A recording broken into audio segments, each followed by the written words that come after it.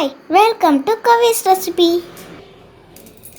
Hello viewers, இன்றைக்கி சின்னவங்கலேருந்து பெரியவங்க வரைக்கும் எல்லாருக்கும் பிடித்தமான ஓமம் முறுக்கு எப்படி செய்கிறதுன்னு பார்க்கலாம். இந்த ஸ்பூனில் 4 ஸ்பூன் ஓமத்தை ஒரு பவுலில் சேர்க்குறேன். நான் எடுக்க போகிறது அரை கிலோவுக்கு கொஞ்சம் கம்மி. அதுக்கு இந்த 4 ஸ்பூன் ஓமம் சரியாக இருக்கும். கொஞ்சமாக தண்ணி சேர்த்து அதை மூடி போட்டு வச்சிடலாம்.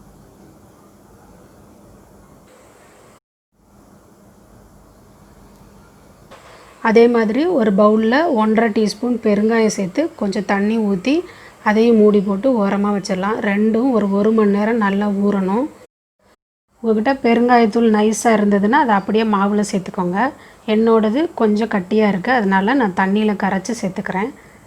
தண்ணியில் கரைச்சி சேர்க்குறதுனால மாவு பிசையும் போதே நல்லா வாசமாக இருக்கும். ரெண்டும் ஒரு மணி நேரம் ஊறணும். 1 மணி நேரத்துக்கு அப்புறமா ஓமம் நல்லா ஊறிருக்கு, பெருங்காயம் நல்லா தண்ணியில் கரைஞ்சிருக்கு. இப்போ ஓமத்தை ஒரு வடிகட்டியில் வடிகட்டிக்கலாம். அந்த ஓம தண்ணியை பாருங்கள், ஓமம் நல்லா ஊறி அந்த எசன்ஸ் ஃபுல்லாக இறங்கிருச்சு. இந்த வாசமே ரொம்ப நல்லா இருக்குது. அது கூட இந்த பெருங்காய தண்ணி இருக்குல்ல, அதையும் சேர்த்துக்கலாம்.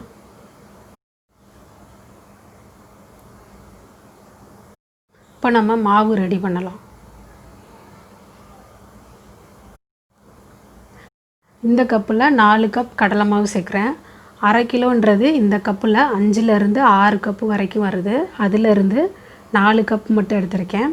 அது கூட 1 கப் அரிசி மாவு சேர்க்குறேன். இந்த 5 கப்புக்கு நம்ம சேர்த்தா 4 ஸ்பூன் ஓமம் சரியாக இருக்கும். இது கூட கொஞ்சம் உப்பு சேர்த்து அதை நல்லா கலந்து விடணும்.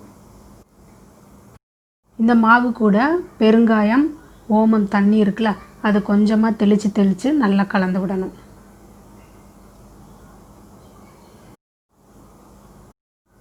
அதுக்கப்புறமா அதே கப்பில் தண்ணி எடுத்து கொஞ்சம் கொஞ்சமாக தெளித்து அதை நல்லா தளர்வாக பிசையணும். தண்ணியை மொத்தமாக ஊற்றிட வேணாம், கொஞ்சம் கொஞ்சமாக தெளித்து பிசையணும். நம்ம தளர்வாக தான் பிசைய போகிறோம், இருந்தாலும் ஒரே நேரத்தில் தண்ணியை ஊற்றிட வேணாம். மாவு தளர்வாக இருந்தால் தான் நமக்கு முறுக்கு புளிகிறது ஈஸியாக இருக்கும். இந்த அளவுக்கு தளர்வாக இருக்கணும். இப்போ இதை மூடி போட்டுடலாம், அப்போ தான் மாவு காயாமல் இருக்கும். இப்போ அடுப்பை ஆன் பண்ணிவிட்டு ஒரு கடாய் வச்சுருக்கேன். அதில் எண்ணெய் ஊற்றிக்கலாம். அந்த எண்ணெய் சூடாகட்டும்.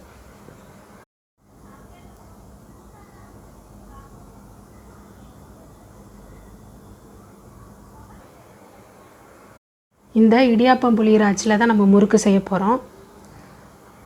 அந்த முறுக்கு புளிகிற அச்சில் உள்ளே நல்லா எண்ணெய் தடவிக்கலாம். 3லேயுமே எண்ணெய் தடவிக்கணும்.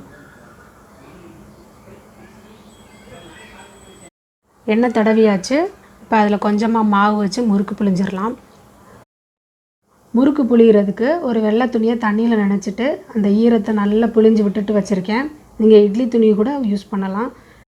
துணியில் புளிஞ்சு விடுறதுனால அந்த முறுக்கு ஈஸியாக எடுக்க வரும். மாவு வச்சதுக்கப்புறமா அதை சிங்கிள் ப்ரெஸ் மட்டும் கொடுங்க. ஒரு ரவுண்டில் பாதி வந்தோன்னே ஸ்டாப் பண்ணிடுங்க. மீதி ரவுண்டை அப்படியே எடுத்து விட்டுட்டு அந்த ரவுண்டை கம்ப்ளீட் பண்ணுங்கள். இது புளியறதுக்கு ஈஸியாக இருக்கும். புளியறதுக்கு கஷ்டமாக இருந்துச்சுன்னா கொஞ்சம் தண்ணி சேர்த்து அதுக்கப்புறமா பிழிங்க, ஈஸியாக வரும். பிழியும் போது ஒரே இடத்துல விட்டுற வேணாம், அப்புறம் நமக்கு வேகிறது கஷ்டமாக இருக்கும். இப்படியே மற்றதையும் பிழிஞ்சிக்கலாம்.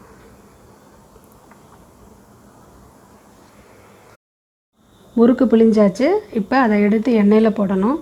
துணியை லைட்டாக தூக்கி விட்டுட்டு எடுத்தோன்னா ஈஸியாக எடுக்க வரும். இப்படியே லைட்டாக விரலாலேயே இந்த சைடில் நீட்டிகிட்டு இருக்கிறத அப்படியே எடுத்து விட்டோன்னா நல்லா ஒன்றா சேர்ந்து வரும். இப்போ எண்ணெய் நல்லா காஞ்சிருக்கு. அதை முறுக்குகளை போட்டு நல்லா 2 பக்கமும் வேக விட்டு எடுக்கணும்.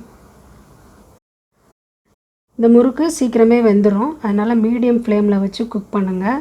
அதை நல்லா 2 பக்கமும் திருப்பி போட்டு வேக விட்டு எடுக்கணும். லைட்டாக செவக்க ஆரம்பிக்கும் போது அதை வெளியில் எடுத்துடணும். இதை ஒரு ஏர்டைட் கண்டெய்னரில் போட்டு வச்சுட்டோன்னா இந்த மொறுமொறுப்பு மாறாமல் அப்படியே இருக்கும். Subscribe, like and share this video. Thanks for watching.